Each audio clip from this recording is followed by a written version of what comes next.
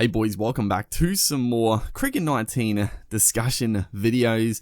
In the last video, I went through, tried to analyze some screenshots from the little teaser we got. Not much to really, there wasn't much to talk about there. It was cool to see the game in action for a little bit, but it really wasn't, you couldn't really grasp too much gameplay elements, but now we get into the meat and potatoes of this. We have got some pretty exciting details. There were like 3 articles, and I went through and just highlighted all the interesting points basically. So one from the Cricketer Preview, who was the guy that had that initial video.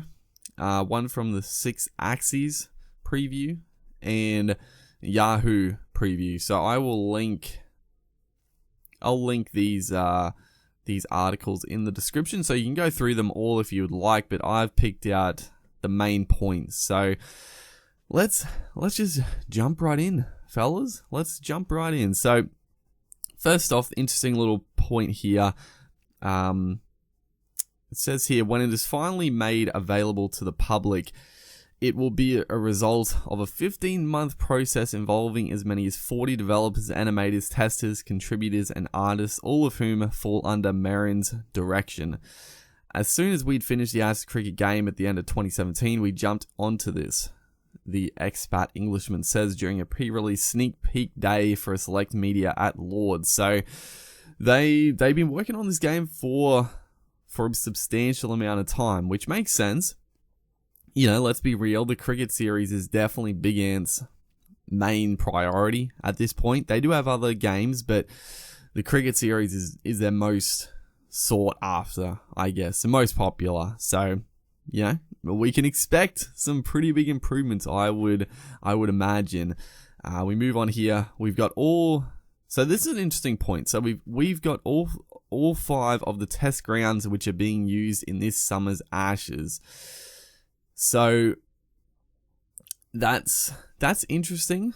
So they're the ones that are like in the game already. I would assume that it doesn't say only. I would assume that the original Australian cricket games would be there as well. Potentially, I don't want to say for sure it will be, but I'd be a little bit surprised if it wasn't.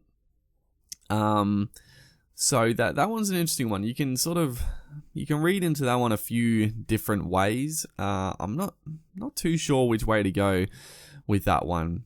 We'll move on. Then you've got every player that's involved. So we've done close to 200 players because most of the Australian stateside players are in there, as well as the Australian and England test teams. Cricket 19's impressive facial graphics are generated by high-tech photogrammetry software, which uses 17 individual cameras to take a single image of a player's features. Motion capture has been employed to make sure that shots in the game are as authentic as possible. Big Ant called Aussie international Glenn Maxwell into their studios to assist in the process, while Marin is particularly proud about the extent of the artificial intelligence deployed in the game, which, for example, can develop strategies to target a user's weakness with bat or ball. Okay, so a few things to divulge there. First thing, 200 players, close to 200 players, so that means, like I said, all the Australian stateside players, and then the international England and Australian, which is very, very good. Obviously, that means there's not going to be the England county players, which makes sense. Like, how on earth would they get all the England players face scanned into the game? Like, Big Ant is an Australian-based company. It's just unrealistic that they would be able to do that. But we'll talk about this in a bit down the track, but there obviously will be the academy, there'll be the player creation, so it'll be like previous games, where players are made pretty well in all seriousness. The next thing, they talk about the cameras and stuff, but then they talk about, so this one is a little bit I don't know if concerning is the right word, but they talk about Glenn Maxwell going into the studio to assist in the process. I hope they're not referring to the last game where he did that. I hope this is like an update. I don't know. I mean, I would assume he's gone back in there to do it, which is cool. I think Glenn Maxwell is a very good player to try to replicate other players' actions, because again, there's no way a small Australian-based company is going to be able to get all these international players to come in and give their actions. It's just not reasonable. But Glenn Maxwell, very talented, can definitely replicate some different player animations. But I'm hoping that they're not talking about the last, like the video we got like a couple of years ago now, of like Smith and Maxwell doing it. But they don't talk about Smith, so I'm assuming this is like a new one where Glenn Maxwell just went in and did it again. So that's cool, obviously. And then they talk about the AI being clever, which we've already sort of talked about. So a big point here, over 5 iterations of games now, I think we're pretty close to getting it perfect in relation to the AI he's talking about. So, he's leaving it open. It's not going to be perfect, but they're pretty big comments. They're pretty high setting bars. So, they're talking it up. I'm excited to see how good the AI is. New features in Cricket 19 include a scenario mode in which users can manually create situations from cricket history and upload them to the server for others to download. We thought we did pretty well in Ashes, but when you see what we've got now, it's maybe not night and day, but it's considerably jumped up, he says. What we've done with the replay systems, making it a little bit more like a broadcast is great, and the AI we've got has upped the level. So, yeah, some good stuff there. We obviously knew a fair bit about the scenario mode already. He says again, like it's a considerable jump up in quality from the last game. He says not night and day, but he sort of it's a bit open ended. He's trying to cover it a little bit. He doesn't want to talk it up too much, but he is talking it up for sure, which is good. And then, again, talking about the AI. So that was the first article. So just went through all the details I thought were interesting. The next one has got a lot of stuff. So let's get into this one. So with their licenses only covering the England and Australian teams, he admitted, right now, with the best will in the world, we've got a game that will appeal in England and Australia. It still has some reach in the likes of South Africa and New Zealand, but it's still not exploding in India because it hasn't got that IPL license. Still, the plucky community can dip into a mode that lets you customize uniforms, players, and more that can be shared online, similar to PES. So that's a good point. He talks about the licensing, and unfortunately they can't get all the licensing, but it's still popular in these other countries. Obviously, India is very heavily into the IPL. They definitely can't get IPL, but like they say, it's similar to PES. It's not like FIFA, and you can customize all this stuff, which is good. One thing that does help in the games one thing that does help is that the game's relatively easy to pick up and play. You're given plenty of different camera angles, from behind the batsman to first person bowling, which we talked about in the last video, or just a traditional TV style angle when playing local multiplayer. Thanks to the on-screen UI displaying all the options, the controls are relatively straightforward to figure out as well. So again, we played cricket. Everyone's watching this video, you've played the games before. They are pretty simple to pick up and play, which is good, but there's also some complexity as well, which is nice. Mike said... Wait, did I skip something? No, we're up to the right spot. Mike said, I think when you're on easy, especially if you're on easy batting, I would say it's probably skewed more towards the batsman as opposed to the bowler. But as you take the levels up, and if you're more on medium or hard, you're going to find the difficulty levels up quite quickly. And that actually the bowling becomes the one that you want to do more. So that's just an interesting point. I don't really know what to make of that one. I think it's just a bit of just talk, really. Like, I don't know. It's just a bit. What does that really mean exactly? Like, why would you want to bowl more just because it's on the harder difficulty? Like, I think batting would be more rewarding on the harder difficulties personally, but I don't know. I think that's just a bit of poetic license just to talk about whatever, basically. Some of a batsman's performances comes from their building confidence through an innings, which builds as you select the right shot for the occasion, and loosens up the timing for your shots. So, we've had that before. If you want to win matches, you've got to block the ball sometimes. Okay, well, we'll see about that one. We will see about that one. I don't know. I mean, blocking in previous games has been pretty non-existent. You can block, and I actually have started blocking a bit more, playing Ashes cricket, to good length deliveries, but in reality, you don't need a block. We will see if they have changed that in this game. I don't know. It's a big call. I guess we'll find out, dude. Let's continue here. However, there's more to consider here, from the deterioration of the ball through the overs, making spinners more useful, through to the effects of weather. Mike explained.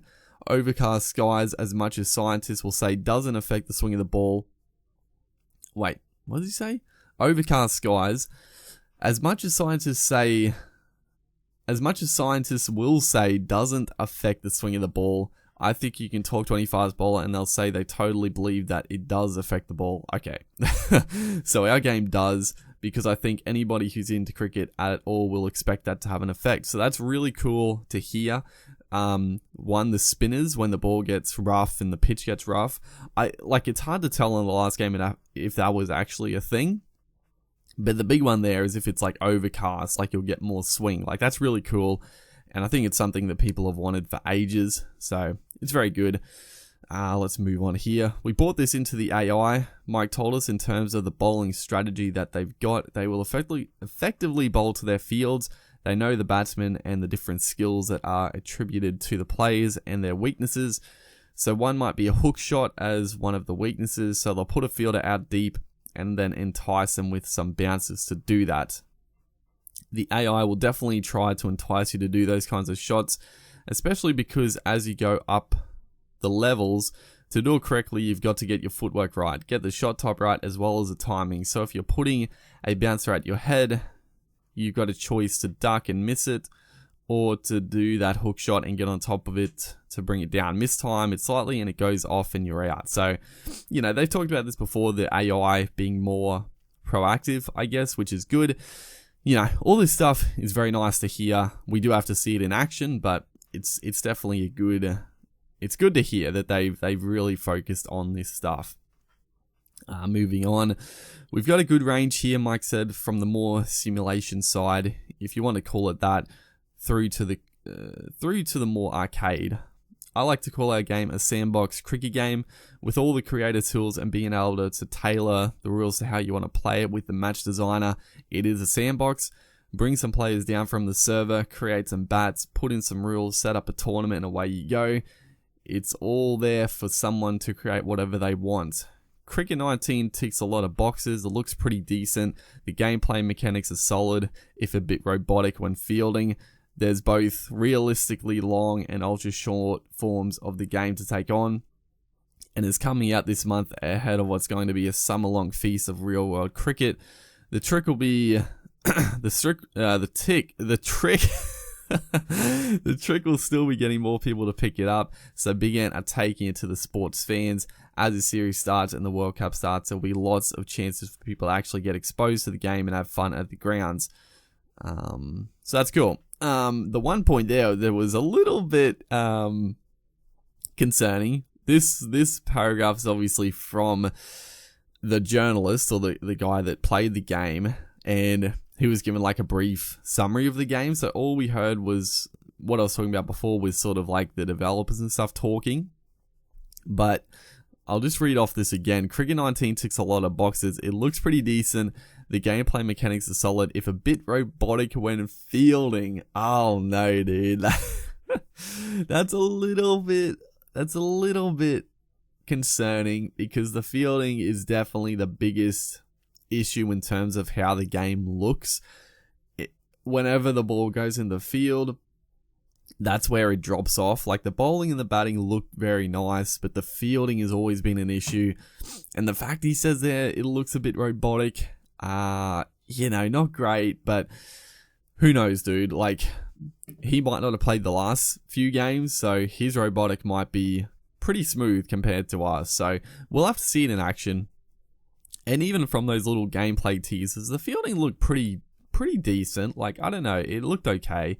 We'll have to see more of it, but let's move on. There's one last little thing here, not too much, but a couple of very important bits of information in this one. So first off, scenario mode is one of the biggest new features.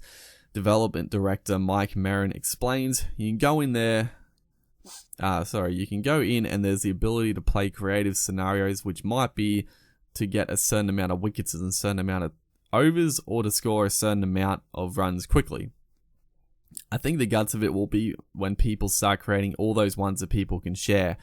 But what about those of us who are less enamored to build from scratch? The scenario editor means you can spend hours setting up real life scoreboards that have happened in the past. That could be to get the last wicket in the 2005 Ashes series at Trent Bridge. Those things can be shared on the sharing center or server. Scenarios can go on there and then get downloaded, so people who may not be as patient can still get those scenarios. He is, of course, referring to the Academy, a long-standing part of big games cricket games which emphasize their authenticity. The Academy is a creative mode within the game which allows fans to build plays from scratch, among other things. Umpires, stadiums, and kits also feature as the community can unite to add extra gloss to the gaming experience. For the first time though, Cricket 19 will see the mode released before the game, so fans on PC can get busy building in preparation. So that's awesome.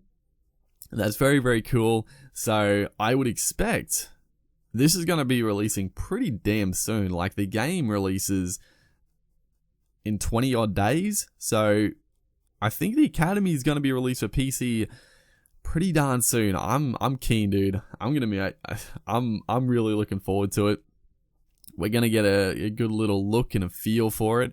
Hopefully they give us like a demo. I know in the past they've given us like you can go out and bowl in the nets or have a hit out in the middle. Hopefully they do that. I would be very excited for it. Definitely some videos coming up with that. But let's move on. Cricket 19, like its predecessor Ashes Cricket, will feature a fully licensed Ashes series mode with photorealistic player shots. The 5-day test series has been enhanced with intelligent AI and improved tactics, which means matches should last the full 5 days or at least 4. And the new edition will also bring back the popular career mode with an increased emphasis on player longevity. That one's an interesting point because, I don't know, dude, like, I've made the series on the career mode and my player's never retired. Like, I haven't played enough of my player like to retire from the game or anything, so I don't know what that means. Or maybe it's just, or maybe they're talking, actually I could be misinterpreting that. They could be talking about like the actual player, like me and you, like actually wanting to play the career mode. That might be what they're talking about. Which would make sense because they're trying to improve it. So that probably makes sense. Career mode now has changed how the skill system works, and we've added the perks system. For any given match, you can change one of the smaller perks. For example, a slight improvement against a spin bowler, or to bowl better as a spin bowler. Good lord. But the gold perks will give you big boosts, and you can only change that when you level up. So that's cool. There's going to be perks, and they give a couple of details there. So that's very interesting. Some very good points coming out. So that's pretty much it. The 3 articles here, like I said, I picked out all the relevant info. It's been a lot to discuss here. Hopefully you guys enjoyed. I will link the articles so you can read everything if you want, but there's not too much else to really go through, honestly. But there's some good stuff coming up. The Academy, I'm excited for. So yeah, look forward to more coming up in the future. Make sure to like, and I'll see you guys in the next one.